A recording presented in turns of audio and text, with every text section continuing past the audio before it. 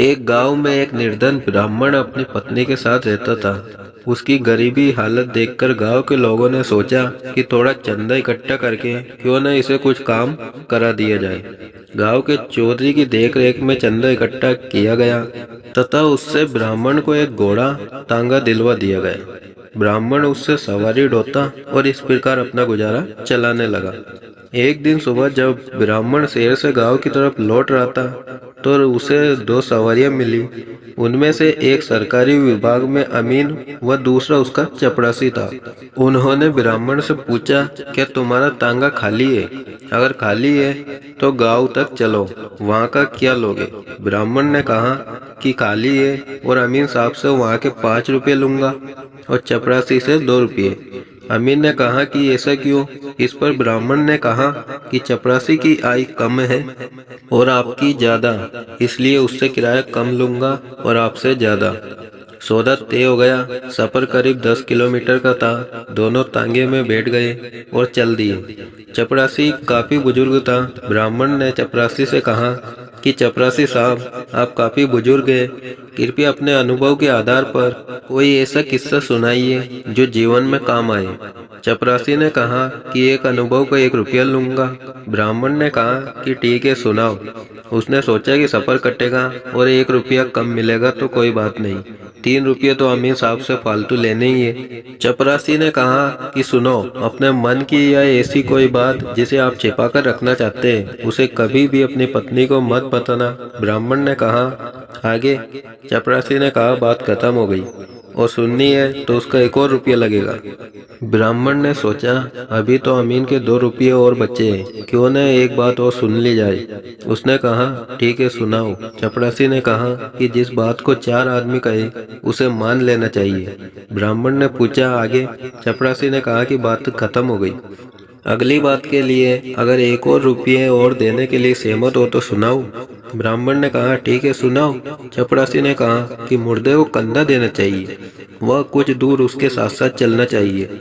ब्राह्मण समझ गया कि चपरासी साहब की बात खत्म हो गई है और अब अगली बात सुननी है तो उसका 1 रुपया और लगेगा, जो मूल किराए में से जाएगा। इसके बाद ब्राह्मण ने और कोई बात सुनने को नहीं कहा। उन दोनों सवारियों को उतारकर ब्राह्मण अपने घर पहुंचा। अगले दिन ब्राह्मण सुबह तांगा लेकर शहर पहुंचा। रास्ते में उसने देखा कि भीड़ लगी हुई है।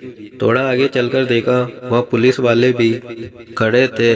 उसने तुरंत तांगा वापस मोड़ा क्योंकि वह जानता था कि पुलिस वाले कुछ न कुछ काम बता देंगे और पैसा देंगे नहीं। तभी एक पुलिस वाले की नज़र उस पर पड़ी और उसने कहा कि अरे तांगे वाले, इधर सुन, कहाँ जा रहा है? ब्राह्मण रुक गया और समझ गया कि अब तू फंस गया है, शाम तक आज कुछ नहीं कमा पाएगा। पुलिस वाले ने कहा कि इस आदमी का एक्सीडेंट हो गया था, यह मर गया है, इसे पोस्टमार्टम के लिए ले जाना है, इसे उठाकर तांगे में डाल और मोर्चरी लेकर जा। ब्राह्मण ने कई बहाने बनाए, कहा कि उसे काम से जाना है, लेकिन पुलिस वाले ने उसे डांट दिया कि पहले इसे वहां पहुंचा। वहां पर खड़ी भीड़ में से भी कुछ लोग ब्राह्मण से कहने लगे कि ले जाओ, कुछ नहीं होगा। ब्राह्मण को डर था कि पुलिस का मामला है, कहीं उल्टा उसे ही ना फंसा दे। फिर ब्राह्मण को चपरासी की बात याद आई कि जब 4 लोग कहे तो बात मान लेनी चाहिए। उसने सोचा कि आज फंस तो गए ही है, क्यों ना चपरासी की बातें आजमा ली जाए। ब्राह्मण ने मन को समझाया और मृतक को उठाकर तांगे में डाला और चल दिया। अस्पताल पहुंचकर जब ब्राह्मण ने उसे नीचे उतारने के लिए उसे उठाया तो मृतक के शरीर से उसके शरीर में कुछ चुभा। ब्राह्मण ने टटोल कर देखा तो मृतक की अंटी में एक थैली थी जिसमें सोने के सिक्के तथा मोहरें थी। ब्राह्मण ने उन्हें निकाल लिया। वह अपने घर आ गया। कुछ दिन तक ब्राह्मण चुपचाप अपना तांगा चलाता रहा। वह गुजारा करता रहा क्योंकि वह जानता था अगर तूने इस धन का इस्तेमाल किया तो लोग उससे चिढ़ने लगेंगे और पीछे पड़ जाएंगे कि उसके पास इतना धन कहाँ से आया। कहाँ तो वह भूखा मरता था। उसने ये बात अपनी पत्नी को भी नहीं बताई क्योंकि चपरासी की बात उसे याद थी। कुछ दिन बाद ब्राह्मण ने अपनी झोपड़ी की जगह एक पक्का मकान बनाया और आराम से रहने लगा। उसके पड़ोस में रह रहे चौधरी को उससे जलन होने लगी कि इसका घर मेरे घर से अच्छा बन गया है, वह भी इतनी जल्दी, इतनी प्रगति। उसने सोचा कि ये ब्राह्मण ब्राह्मण करता क्या है, जरूर कुछ ना कुछ गड़बड़ है। उसने सोचा कि पहले पता लगा लेना चाहिए कि मामला क्या है। वहाँ कई दिन तक ब्राह्मण के पीछे छिप छिप कर जाता रहा। वह पता करने की कोशिश करता रहा, लेकिन पता नहीं चल सका। थक हार कर जब दिन शाम को वह घर लौटा तो सोचने लगा कि कैसे पता चले। तभी चौधरी की पत्नी अपने मायके से आई। उसने देखा कि उसके पड़ोस में इतना अच्छा मकान बन गया है। जब उसे पता चला कि यह ब्राह्मण का मकान है तो उसे भी जलन हुई। वह आकर चौधरी पर लाल पीली हुई कि सुबह से शाम तक 2 किलो तंबाकू हुक्के में भरकर लोगों को पिलाते हो, कुछ करते न डरते हो। देखो ब्राह्मण ने कितनी जल्दी इतनी तरक्की की है, क्यों न तुम भी शहर जाकर कोई काम करो। चौधरी ने अपनी पत्नी से कहा कि वह खुद परेशान है। कई दिन कोशिश की लेकिन पता नहीं चला कि ब्राह्मण आखिर करता क्या है। उसकी पत्नी ने कहा, ठीक है, ये मैं पता करके बताऊंगी। अगले दिन जो ही ब्राह्मण तांगा लेकर घर से निकला, चौधरी की पत्नी तुरंत ब्राह्मण के घर पहुंच गई और ब्राह्मण की पत्नी की झूठी तारीफ कर उसे रिझाने लगी कि बहन तुम्हारे कुंडल बहुत अच्छे हैं, तुम्हारे गले में यार बहुत सुंदर लग रहा है, तुम्हारी साड़ी बहुत अच्छी है।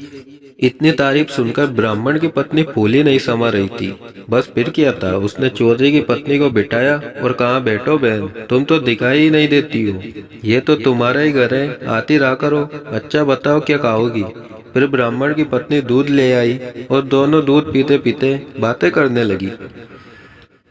तब चौधरी की पत्नी ने धीरे से कहा, अगर तुम बुरा ना मानो तो बहन एक बात कहूँ। ब्राह्मण की पत्नी ने कहा, कहीं अपनों का भी कोई बुरा मानता है। बस फिर क्या था, चौधरी की पत्नी ने शुरू कर दिया खेल। उसने कहा, देखो तुम्हारे पास सारे सुख है, सिर्फ एक चीज छोड़कर। उसने पूछा, क्या।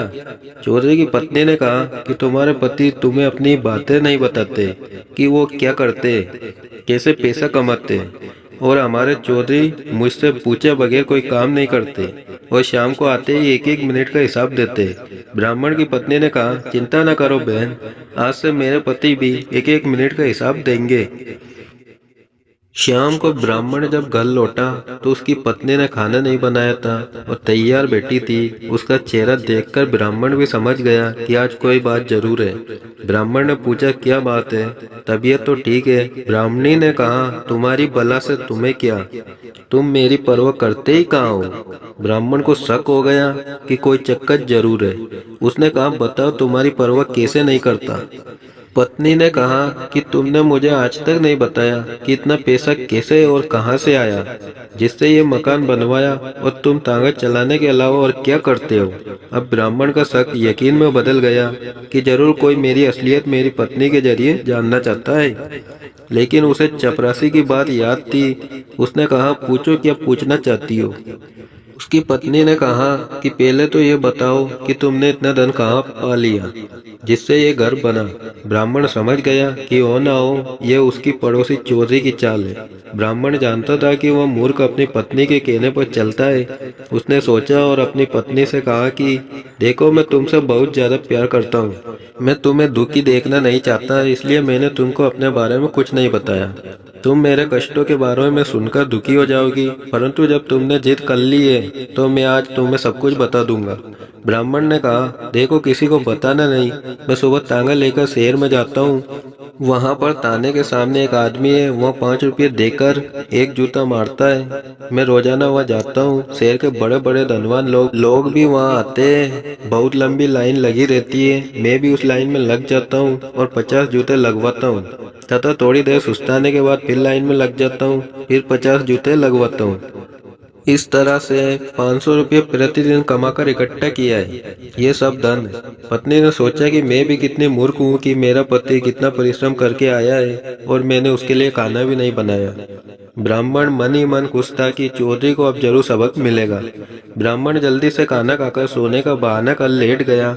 उसकी पत्नी तुरंत चौधरी के घर पहुंची और सारी बात बताकर कहने लगी, मेरे पति मुझसे कोई बात नहीं छिपाते।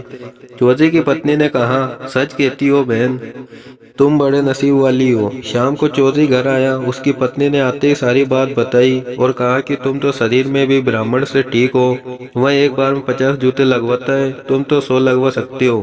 अब तो हम भी जल्दी ही पैसे वाले बन जाएंगे। दोनों इसी तरह की बातें करते करते सो गए। सुबह उठकर चौधरी की पत्नी ने खाना बनाया और कपड़े में लपेटकर चौधरी के हाथ में दे दिया और कहा कि जाओ तुम भी देख के आओ। चौधरी बाजार खुलने के समय से पहले ही शहर पहुंच गया और थाने के सामने पहुंचकर उस आदमी को तलाशने लगा। चौधरी को यह डर था कि लाइन ज्यादा लंबी न लग जाए, इसलिए वह इधर उधर देख रहा था। उसने थाने की दीवार के ऊपर से थाने के अंदर झांककर देखा। 2-3 बार ऐसा करने पर थाने में खड़े संतरी को उस पर शक हुआ और उसे बुलाकर उससे पूछा क्या बात है तथा उसकी तलाशी ली। चौधरी ने बताया कि मैं उस गांव का चौधरी हूँ और यहाँ कोई आदमी 5 रुपये देकर जूता मारता है। मैं भी उसके पास जूते लगवाने आया हूँ। सिपाही ने सोचा कि कोई पागल है, ऐसे जाने वाला नहीं है। उसने कहा कि मारता तो यही सामने था, पर आज उसने रेट कम कर दिए, इसलिए ग्राहक वापस चले गए। चौधरी ने पूछा कितने कम हो गए हैं आज रेट। सिपाही ने कहा कि आज वह 1 रुपया देकर 5 जूते मारने का रेट दे रहा है। ग्राहक कुछ कम थे इसलिए मुझे कह गया है। चौधरी ने सोचा गाँव से आने में 2 रुपये तो किराए में लगे, कम से कम इतने जूते तो लगवा लूं कि किराया वसूल हो जाए।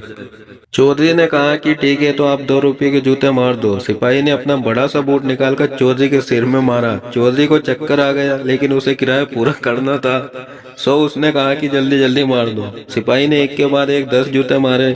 चौधरी बेहोश होकर गिर गया। सिपाही ने पानी डाला तो वह होश में आया और बोला, अब पैसे तो दे दो। सिपाही ने कहा कि वह आदमी कह गया था कि पैसे कल आकर ले जाना। चौधरी गिरता पड़ता अपने घर पहुंचा और अपनी पत्नी को सारी बात बताई। उसकी पत्नी को अक्ल आ गई। उसने कहा कि चौधरी हम तो अपने घर पर ऐसे ही ठीक है, हमें धनवान नहीं बनना।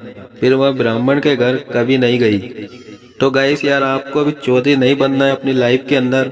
और अगर इस कहानी से कुछ सीखने को मिला हो तो यार वीडियो को लाइक कर देना एंड चैनल को सब्सक्राइब करके अपने भाई को सपोर्ट जरूर कर देना।